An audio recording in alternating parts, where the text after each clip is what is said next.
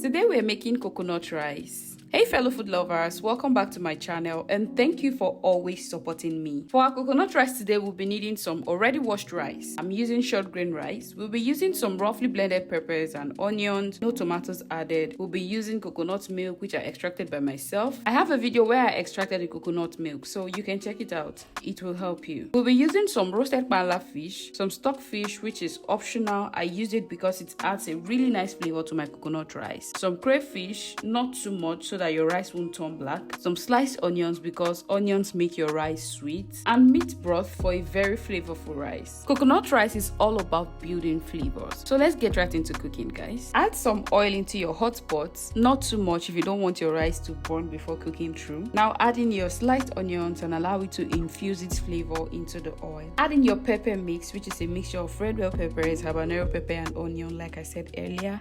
And then allow it to cook very well. After cooking for a bit, add in your stock fish, add in your crayfish and then stir it all together. Add in your seasoning cube and salt. I don't like using salt because the seasoning cube already has salt. Add in your meat broth and allow it to cook for a bit. Next step is to add in your washed rice. It's not parboiled, it's just washed. This is so that the ingredients can enter into the rice very well. Now stir fry the rice in the sauce. When the rice is properly coated with the sauce, go ahead and add your coconut milk. Stir it a bit and add in your remaining meat broth from earlier and then taste to be sure that your food is perfect. I'm adding a little more seasoning powder to balance up my own. Once that is done, add in your panla fish. It adds a really nice flavor to the rice. Since I'm not using basmati rice for this recipe, I'm going to add enough water to cook my rice through. Stir that slightly, cover it up and allow it to cook. After 15 minutes, check on your rice.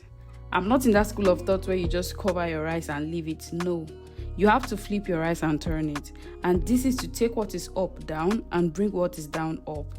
This will help your rice to cook evenly and also reduce the burning rate of your rice. My rice needs more water, so I'm adding in more coconut milk. You can decide to add water instead of coconut milk. Cover it up and allow it to cook. Check on your rice again and repeat the previous process. Now cover your pot and reduce the heat so that the water can easily dry up and your rice won't burn. At this point, your rice should be looking very fluffy like this. I'm adding in my chicken so that the steam can get into it.